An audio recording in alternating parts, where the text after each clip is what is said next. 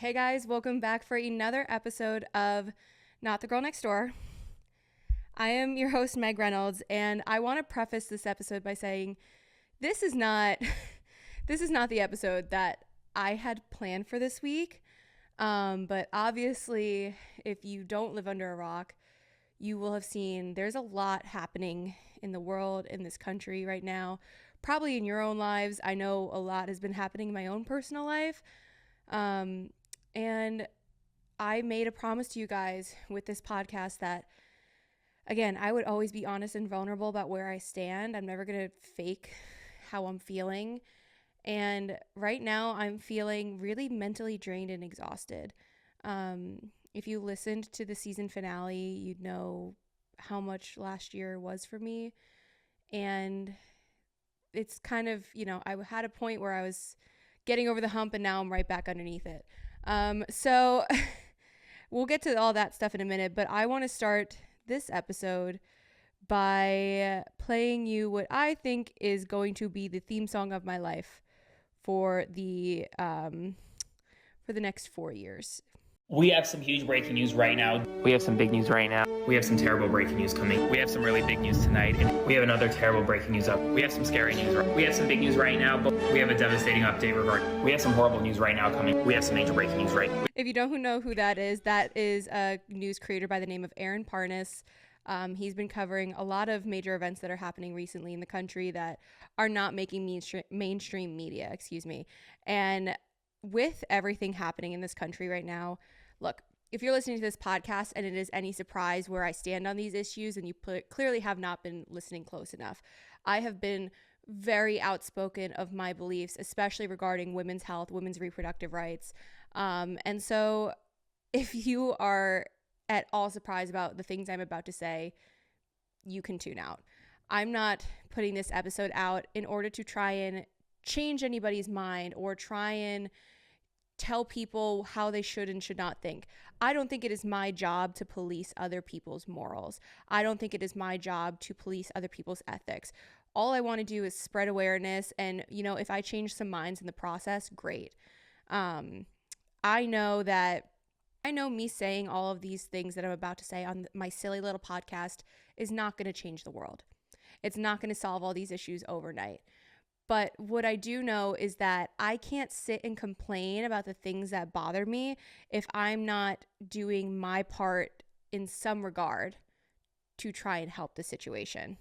There's so much of all of these things that are outside of my control, your control. None of it is in my immediate control. What is in my control is my voice and using my voice. And here's the thing about each and every one of us having a voice is that if enough of us start using our voice and we start speaking up, then maybe we can start to see the change happen. And I know, especially if you're like me and you are being subjected to all of these seemingly horrific things, it is okay, I want to remind you, to put your phone down and stop intaking that information. Because I saw another creator talking about this, that it's called the shock jock. Oh my God, try saying that 3 times fast. It's called the shock doctrine, where so many radical things are happening all at once. It is meant to overwhelm us. It is meant to silence us. It is meant to make us feel hopeless. And here's the thing about all of these things that are happening is that hope is what is going to get me through. It's what's going to get you through. Hope is a very powerful tool. And I choose to believe that good will always prevail.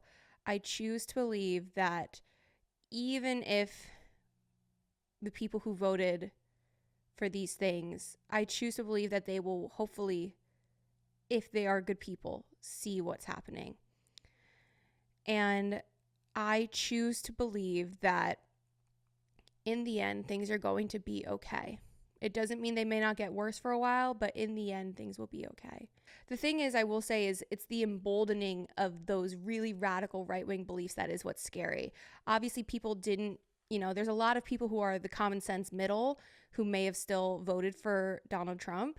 But what's scary is how emboldened the radical right has become. It's how emboldened. You've got influencers like, I think his name is Nick Fuentes, saying, It's your body, my choice. That is a horrific statement. And the fact that you have that going viral and, young men are being subjected to these beliefs, the right loves to accuse the left of indoctrinating the youth, but like, what exactly is that? Subjecting them to those kinds of ideals that the woman belongs in the kitchen and trying to put the Bible back in schools, like, that is indoctrination of religion. People are, being very vocal about women were created to be homemakers. Women were created to be, subservient to their men. Women were created to be wives and mothers. I don't know what women those are, and I'm sure they're out there, but I was created to be a fucking problem. I was created because I need to use my voice and I'm going to stand up for what I believe in. I was created because I want to help show people that you don't have to conform to those things. And here's the thing too, is I grew up, I don't think I've ever talked about this, is I grew up in a very conservative household. I used to be very pro 2A, and I still am. I've never talked about them before. Like, but with a sense of it, like, gun control is not bad. I used to be pro-life. I don't think people realize that. I used to be pro-life too. And I swear, nothing made me, it wasn't going to college that made me liberal. It wasn't, any of these other things that people say. Like, the thing that made me the most liberal person that I am today was moving to Tennessee, was moving to the South. And I saw, I've seen a lot of different people, and just constantly exposing myself to people of different backgrounds has made me the person that I am today, and seeing different beliefs and getting out of my bubble. My best friend from high school, we never agreed on politics growing up. Never, ever, ever. It was a point of contention in our friendship for so long. And we joke about it now, because now we're definitely not fully aligned. She's a lot more liberal than I am still, but we do align a whole lot more. And so I grew up in that conservative household, but nothing has made me more liberal than moving to the South and seeing how some people do still think and treat others. And so if you are still confused, this podcast will always be a safe space for women, for minorities, for people part of the LGBTQ plus community. I want to be that place where everybody is welcome and we lead our lives with kindness. And that's the other thing too, is I've been talking a lot more lately on this podcast about my faith journey and my relationship with religion. And I've said it before that how, between the men that I've dated and my relationship with my father, which I will touch on in a minute, that's part of what's going on in my personal life. I've talked about how if those were examples of good Christian men, then I wanted no part of Christianity. And, you always hear that saying that there's no hate like Christian love. But something I've realized is a lot of people are hiding behind the Bible. They are hiding behind it, because I never needed the Bible to tell me to lead my life with kindness. I never needed the Bible to tell me to be a good person. I never needed the Bible to tell me to be empathetic and understanding and open-minded towards others. I never needed the Bible to tell me those things. I just am that kind of person. And so here's the thing, if you need the Bible to tell you to be kind to others, you're not actually a kind person. If you need the Bible to tell you what's good and what's bad, you are not actually a good person. You're a bad person who's on a leash. I'm improving my relationship with religion and I am exploring my faith. But that is the thing of why so many people turn away from religion, is because people hide behind it and weaponize it, and they cherry pick it and they use it to spread their hatred. The more I read of the Bible, the more my eyes have been opened to what is good and what is bad. And something I always say on this podcast is good people can do bad things just like bad people can do good things. One action does not make a person inherently one or the other. It's the series of actions that show you who a person is. And I think that is what we need to remember in over these next 4 years, and just even beyond this, okay? Like, again, I'm not going to sit here and tell you who you should and should not be friends with. I'm not going to sit here and tell you what you should or should not believe in, who you should or should not support. I am not going to police other people's morals. That is not my job. That is not what I am here for. I am here because I'm just a girl who wants to use her voice and speak on the things that she is passionate about. And I just hope that, again, if I can help one person feel better about a situation, that is all I can ask for. Because this is a very scary and overwhelming time for a lot of people. And even if you are somebody who voted for Trump and you have friends and family in your life that are scared, I would encourage you to just hear them out. And if you're that person that is scared, this is not the time to attack them. If someone is coming to you willing to hear your opinions, do not attack, do not lay blame, because let's be real, we're human. We're going to get fucking defensive. I don't think that is just going to continue the spiral and maybe ruin your relationships with those people. In this time, again, I'm not going to sit here and recap all the executive orders that have been enacted. I'm not going to recap everything that Republicans have said. Like, I would encourage you in this time to diversify where you're getting your news sources from. Not just mainstream media, not just independent creators. I think you need a mix of both. Two independent news creators who I personally really love and follow is, of course, Aaron Parnas, our news king. We adore and love him. Another creator who I follow and have been following for years she goes by That News Girl. Her name is Lisa Remillard.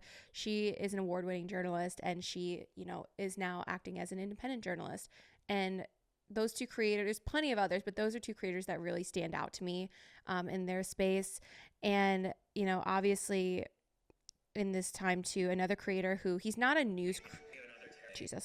another creator who stands out to me, but he's not a news creator. He, I think, is just a really great influence in this world. His name's Thorin Bradley. You've probably seen him on TikTok. He chops the wood. It's very hot. I will give him that.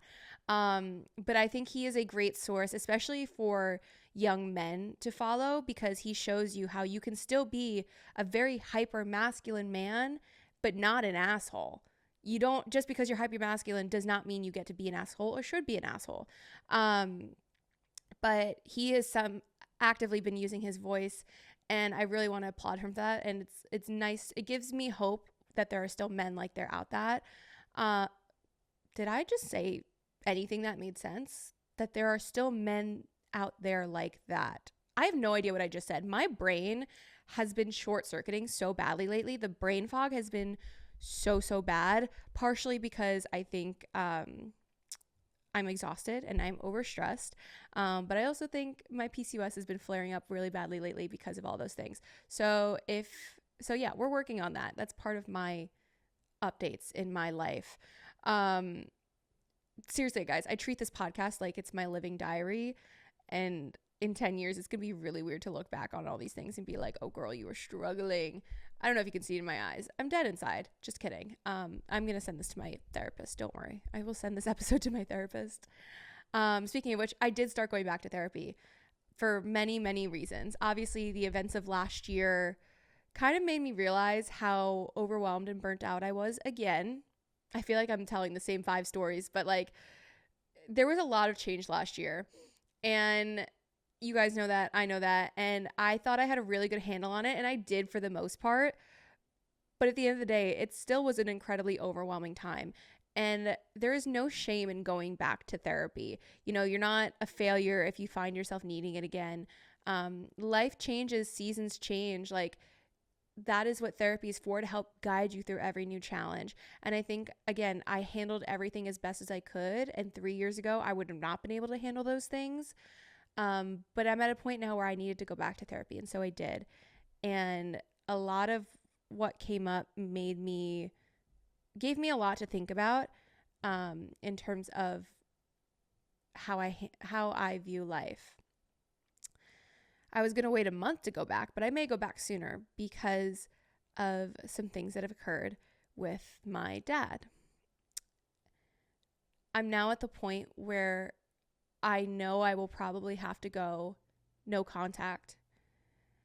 And that's really heartbreaking for me. It's really heartbreaking to grieve the loss of a parent who's still living, and you're grieving that parent because they're no longer who they once were. I had called him to tell him some good news in my life, and it ended up being a mistake to call him about it. And I called my best friend afterwards, and I was crying to him about it, and because he knows everything. And I said to him, I was like, I thought I called him early enough before the monster came out, but apparently I didn't. And he was just like, did you just hear the words that you just said? That's fucked up. And I talked to him about how, then, the switch flipped back and my dad was sorry, and he was bringing up all these happy memories of mine as a child. And he was like, my friend once again was like, do you not see the manipulation happening? And I was like, you're right. Because here's the thing. I talk so much about not being manipulated by men and dating, and about not being manipulated by men and dating, but it's hard to see it when it's your own parent. And I never thought that this day would come. There's been plenty of times where I was really close to doing it, and every single time I chickened out. And even now I haven't committed fully to going no contact. In my mind, I'm just not going to talk to him for a couple weeks. But I know it's coming, and I know I'm probably going to have to do it, because it's not fair to have my life constantly disrupted by him and his antics. It's not fair that I have to look at what time it is before I call my dad. It's not fair that I need to mentally and emotionally prepare myself to speak or visit my dad. None of those things are fair, and none of those things are right. None of those things bring me peace in my life. If you're somebody who's gone no contact with a parent, I would love to hear your story, what the moment was that made you go no contact, if you ever forgave them, if you ever opened your heart back to them, how long it's been, how you went about it, because I just don't know. There's no manual on how to navigate this thing. The thing about our parents is they're also living life for the first time. And so I've tried to remember that and tried to give grace and understanding, but there comes a point where I have to remember that an apology without change is just manipulation. And that's what's happening here. And it makes me sad, because that's my dad. And that's the hardest piece of all this, is he wasn't always this way. And so I am grieving that person. And this is why I always say my biggest fear is turning into my dad, because I never want to harm the people I love the way he harms me, because again, that's not love. How can he love me if he can't even love himself? How can somebody love you if they can't even love themselves? And it's just, I always said I went back to therapy for my future self, my future partner, my future children, so I didn't inflict the same generational trauma that I was inflicted. And that's the thing, is people are going to make you pay for loving them if they hate themselves. Loving them is going to cost you greatly if they hate themselves. So here's the thing, is I need to choose myself. I need to choose to be okay. Because if I waste any more time, if I keep wasting time waiting to be okay and waiting for everything to be okay, I'm never going to be okay. And I keep saying this, that I'm just so tired, and I just want to be for a minute, and that I'm so sick of things happening. I'm so sick of going through things. And unfortunately, that's just life. That is the cards I was dealt. And again, I think that's why for so long I was resistant to religion, because I was like, if God is so great, then why is he putting me through all of these things? But at the end of the day, I will never have answers to those questions. But I do know that if I keep waiting for everything to be okay, then I'm never going to be okay. I'm just going to keep drowning in misery. And part of why I went back to therapy is because I had to admit to myself that, yeah, I think I've been struggling with depression again. And I've been struggling with anxiety again. I'm not medicated for those things. I never have been, but I was diagnosed with anxiety disorder and depression disorder at 14. No, 14. 14, yeah. And I had to admit to myself that I've been struggling with those things. And I think that's, again, part of why my brain fog has been so bad. And I've been just feeling like I'm on autopilot. And as much as I'm open and vulnerable with those things, it's still scary to say and admit. There's a difference between just talking about things and truly being vulnerable about them, I've realized. And, you know, it's one thing to tell the story of things that have happened in my life and to talk about them, but to truly be vulnerable and let people see the emotions I'm feeling is a whole other layer of things. And this is something I've really realized lately, is that difference of just telling stories and communicating about things and true vulnerability. But yeah, that's kind of where I'm at with with my dad, unfortunately. And something that's really been one of my New Year's resolutions was to start journaling more. And I've been doing really well about that because I think it's been helping me process all of this stuff and just, you know, remember the feelings and emotions I have in the moment. I told my therapist, you know, I still have my old journal that actually my same best friend gave to me as a gift for college. And I stopped writing in it in, I think my last entry in there was late 2018, early 2019. I was still with my college boyfriend, which is crazy. And I keep saying to her, I'm like, there's so many empty pages in there. Like, so much has happened over the last 5 years or so. Like, part of me wants to just sit down one day and write it all out. And maybe that'll help me process some things and remember some things that maybe I forgot about. And so I still need to do that. But all of that to say, if you're somebody like me who's struggling mentally, journaling is such a powerful tool, because there's something about putting my thoughts onto paper that allows me to take such a deep breath. And a new TikTok friend of mine, he also journals, and he posed this question, and I asked him if I could share it with you all on the podcast, because I think this, you know, holds true to something I always talk about, of being a people pleaser. One of the questions I posed to myself today in one of my journals I want to share with you is, are you the person you are today because you learned yourself and found out about what you liked, loved, and cared about? Or are you the way that you are today because you wanted to be liked so badly that you became that person entirely? And that question stumped me too. He talks about his answer and how it stumped him, and it stumps me too, because I like to think I'm such a healed version of myself, but am I truly? Or am I still just people pleasing? I don't know. And it's a mind fuck. And I don't know if I'll ever know the answer to that. But what I do know is, if you're constantly committed to learning about yourself and growing as a person, it is going to show on the outside. And I say this because I'm having to remember how I'm never going to stop going through things in life. But again, there's only so many things in my control. And those are the things that I need to be working on, is my self-care, is my journaling, is going to therapy. You know, I choose who I give my energy to. Like, all of these things, they really do add up. And if you're anything like me, when you get stressed out, you probably start to spiral, and then maybe your self-care suffers a little bit. Maybe your apartment gets really fucking messy. Maybe you order takeout more, and it just becomes, you forget to take your supplements, your vitamins, and it becomes this like vicious cycle, because then you're getting more stressed, you're getting more exhausted, and so everything else is suffering, and it's a vicious cycle. But the best thing you can do for yourself is, when you don't want to do the little things, to keep doing them. When you don't want to take your vitamins, keep taking them. When you don't feel like brushing your hair that day, get up and brush your hair. If you don't feel like making your bed, make your bed anyways. Like, doing those little nuanced things will add up in helping you recover from when you are stressed and burnt out. I am learning that the hard way. Yeah.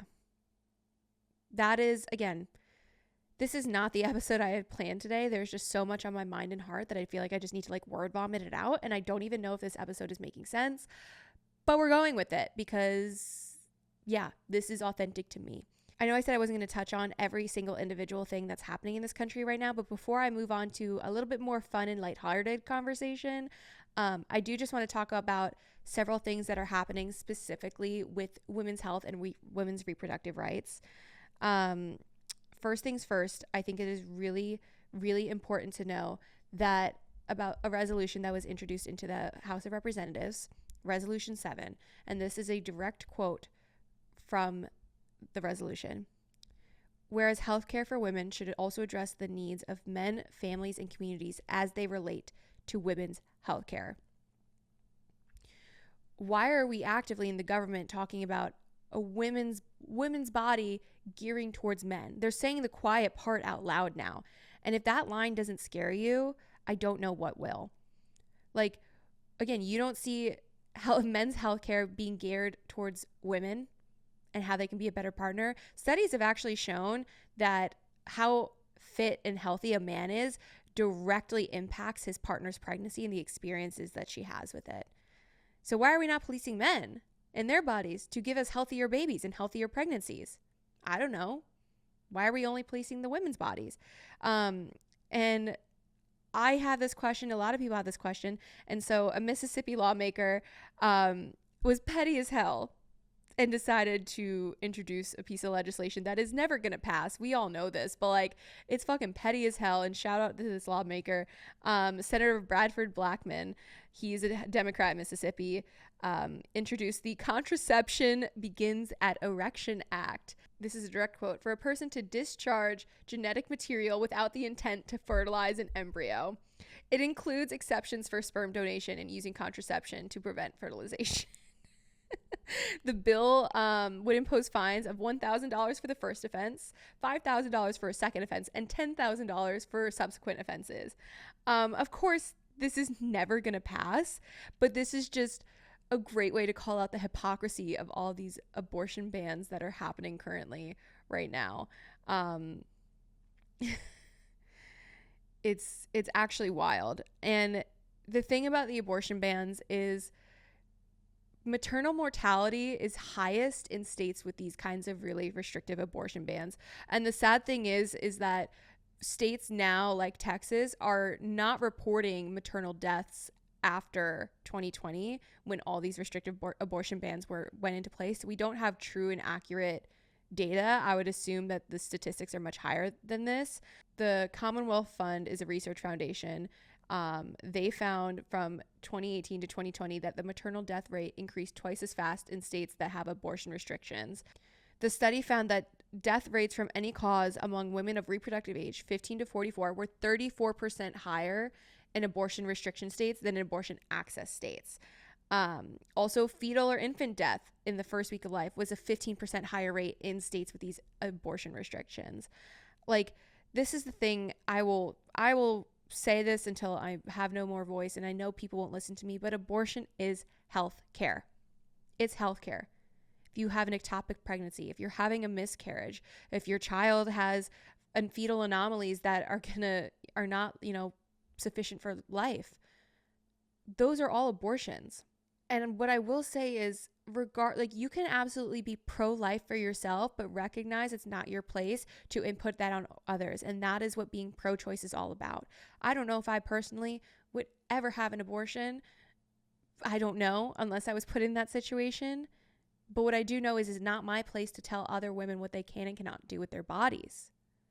And I don't understand why that is so hard to grasp, especially for these people who claim to be children of God and they're quoting the Bible and stuff. I'm not even going to get into what the Bible does or does not say about abortion, because frankly, I'm not well versed enough yet in the Bible to speak on that. Again, that TikTok creator Jacob that I spoke of earlier, his handle is at JacobN0618.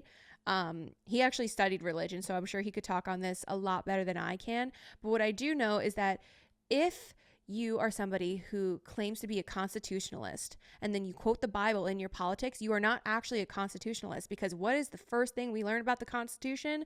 Separation of church and state. End of discussion. If you're quoting the Bible in your politics, you are not actually a constitutionalist, because now you're not keeping that line separate. Same thing goes for anyone who is not sure why people are objecting to having the Bible in schools. It's because, again, separation of church and state. If it is a public school, the Bible should not be being forced upon these people, especially when we are not a Christian nation. I think people forget that. We are not a Christian nation. This country was founded on freedom of religion. So why we're trying to say we're a Christian nation, I don't know. I'm not saying there's anything wrong with that, but that goes inherently against the values of this country. My dad served in the military before anyone comes for me. My dad served in the military. I was raised on these beliefs. I was raised on the idea of protecting the Constitution, country above everything else. I was raised on that belief. But here's the thing. At the end of the day, God is still separate from country. And I will leave that conversation there. But the last thing I want to touch upon in terms of women's rights, women's health, is a bill that was introduced in Oklahoma. And if you don't know, Oklahoma has the highest rate of domestic violence in the country, I believe. The actual statistics about domestic violence and domestic abuse are underreported. We all already know this. So even these statistics, I would guess, are slightly skewed of the percentage of women who experience domestic violence in Oklahoma.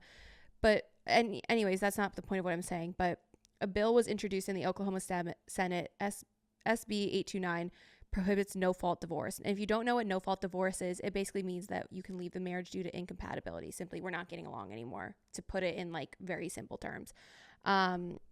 The justification of divorce would leave abandonment, gross neglect, extreme cruelty, habitual drunkenness, insanity for a period of 5 years, adultery, unknown pregnancy, and fraudulent contract as available justifications.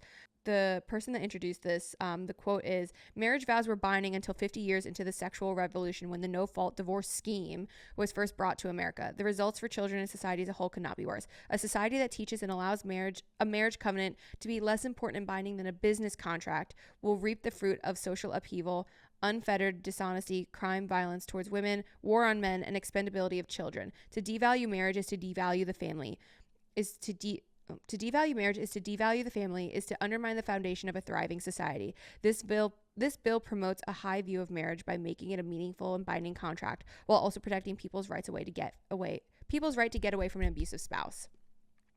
And here's the thing. I agree that marriage should not just be entered into lightly, because it is a contract at the end of the day. And that should not be taken lightly. And I do think a lot of people enter into marriage without fully understanding and knowing their partner. That is, I think, the one thing that I will say about people getting married.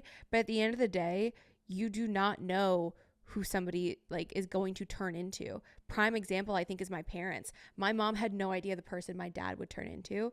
So she absolutely should have been able to end the divorce. And it wasn't even her. It was my dad who ended the marriage. And here's the thing I will say, though, about all these seemingly, yeah, look, there's, room for people to get out still.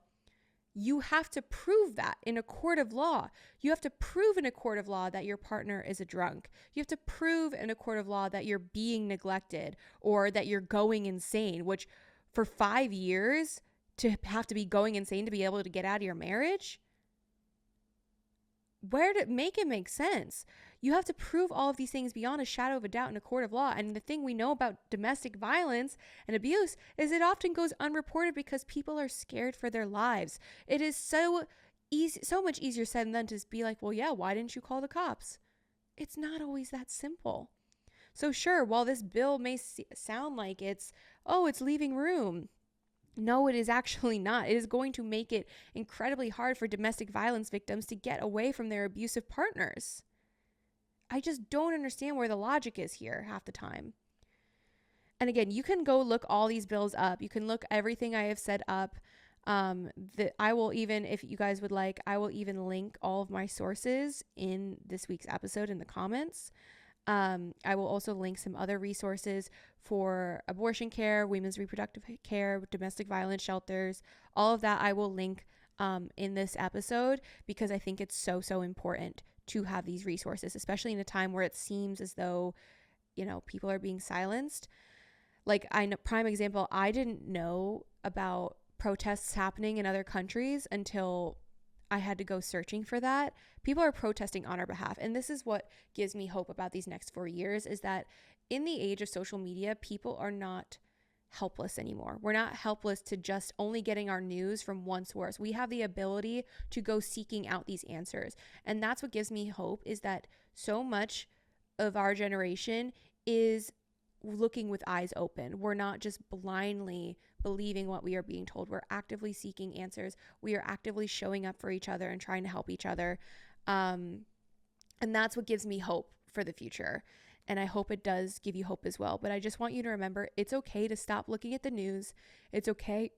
It's okay to turn your phone off, to protect your peace a little bit. It's okay to not engage in those kinds of conversations with people. It doesn't mean you're a bad person and don't care. It just means in this time, self-preservation is going to be so important, and it's going to be really important to take care of our mental health, because I know that this past week has been so incredibly draining and exhausting. I get it. But it's okay to take care of yourself in this time too, and I hope people remember that. Wow, this episode has turned really fucking depressing. I'm so sorry. If you're still here listening, thank you. In the season premiere, I talked a lot about Justin Baldoni and Blake Lively and the lawsuit that's going on. I don't have much new information to say or share on that lawsuit. Obviously, I think it's interesting that Blake Lively's team is now trying to get a gag order on Justin Baldoni's attorney. And I don't think that's going to occur, because Blake Lively's team is the one that took it to the New York Times in the first place. I find it hard to believe that a judge would grant that gag order, knowing that they took it to the court of public opinion first. But I'm assuming why they want that gag order is not just because Justin Baldoni's attorney is running his mouth, but it's because of the website that they're creating. Justin Baldoni has said they're going to create a website with all the footage, all the text messages, everything, and release it to the public. I told you guys, I thought this case was being tried in the court of public opinion, and it very clearly is. The first video has already been released, and both sides are saying that it supports their claim.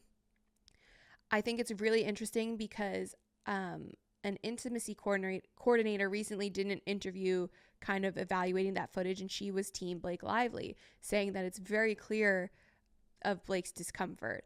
When I watched the clip, I didn't sense that, but after reading that interview and then going back to watch the clip, I actually see what the intimacy coordinator is saying. And here's the thing, I'm not an expert in body language. I'm not an expert in these things, but the intimacy coordinator obviously is. But I would be curious to see what other intimacy coordinators say and see. And I think that's the problem with this case. And again, unfortunately, the reality of a lot of sexual assault, sexual harassment cases is they're so subjective. And I'm not saying that because I don't believe women. I'm just saying that because that's the reality of the situation. And unfortunately, a lot of women will never get justice in the court of law. This is why I say it's so important for men to hold each other accountable and for men to educate themselves on these things and how their behaviors impact women. The Hollywood Reporter asked an intimacy coordinator by the name of Mia Schachter, apologies if I'm butchering that, what her thoughts were on the footage. She's worked on Lessons in Chemistry, FX's American Crime Story. And so that was, if you want, I will also link that article as well. But basically she shares that, yeah, it's very clear that Blake was uncomfortable in this footage. So I will link this article so you can go see it yourselves and then go watch the footage yourselves and form your own opinion. And like I said, this case is truly being tried in the court of public opinion. It's going to be very interesting to see how it continues to evolve, and of course I will keep speaking on it in everything in upcoming episodes, because there's gonna be a lot of tea. The tea is gonna be piping hot. As it is, you see Justin Baldoni has also filed a suit against Ryan Reynolds for nice pool and defamation. This is just so fucking messy, and I see so many people being like, they definitely fucked, and that's why all this is happening. Or maybe Blake Lively got rejected. I don't know if I believe that. I don't know. This whole thing is just so goddamn messy. And again, Blake Lively should have just been saved and cast as Verity, and that is my final point on the matter. She would have been such a good Verity, but I think this movie is ruining both of their careers. But the last thing I will say on this episode, because we've been yapping for a while, is I'll give you guys an update on my dating life. And the update is that I have no dating life currently. I'm fully off dating apps again. And I'm trying to stay off of the dating apps permanently. So if you ever hear me in an episode saying I re-downloaded dating apps, that is your permission to yell at me, because I'm so done with them. I'm so fed up with them. And nothing really happened like per se. I just really want to meet a man in the wild this year, and just focus, and not even just necessarily like a boyfriend, because I've something with everything I'm dealing with right now is I've had to come to the fact that like I don't know if I'm as emotionally available as I think I am, and that's a whole other can of worms. And I think that's why I keep going for guys that are emotionally unavailable, is because I myself am emotionally unavailable. Um, and I've had to realize that, part of why I'm going back to therapy. Um, but I will say that I don't know why people keep confusing Hinge with therapy. Hinge and therapy are two different places. BetterHelp is a separate app from Hinge. I don't know what point men are getting lost on their way to therapy and they end up on Hinge, but like it needs to stop. It needs to stop because it's actually ridiculous. That's actually a fun first date idea. Let's go to therapy. Beep beep, get in my car. That was really dumb. I'm tired. Um but I will say, as much as, yes, it's been hard to come to terms with the fact that I'm probably emotionally unavailable, and the idea of never finding somebody is scary, whatever. I would so much rather be single and alone than be at my own wedding and have my friends and family pitying me because of the man I'm about to marry. That is terrifying, to think of me walking down the aisle to what I think is the love of my life, and to my family and friends being like, I am ready for them to get divorced already. That is a terrifying thought. I don't want that to happen to me. And this is why I say I think too often people are in such a rush to get to that next life step that they're not considering who the person in front of them actually is. Yeah, I would much rather be asked, oh my God, how are you still single, than, seriously, you're dating him? That is atrocious. Atrocious. So yeah, that's the update with my dating life, that there is none. And I said this a while ago. I've since gotten more tattoos, but one of them still is not "dumb bitch" written across my forehead. So I will not be acting like one this year. And I will do my best, but I have a feeling I probably will. So, yeah. That's this week's episode. This was essentially a therapeutic word vomit diary entry for me, so thank you guys for listening if you listened all the way through to this episode. I don't even know half of what I talked about, and that's fine. We're going to roll with it. Like I said, I'm going to link all of the studies that I've found, the articles, the resources, the creators that I've talked about in this week's episode. So be sure to check out all of them and all those sources. Leave us a 5-star review wherever you're listening or watching. Subscribe to the YouTube. That's been up and running, and I'm so excited about it.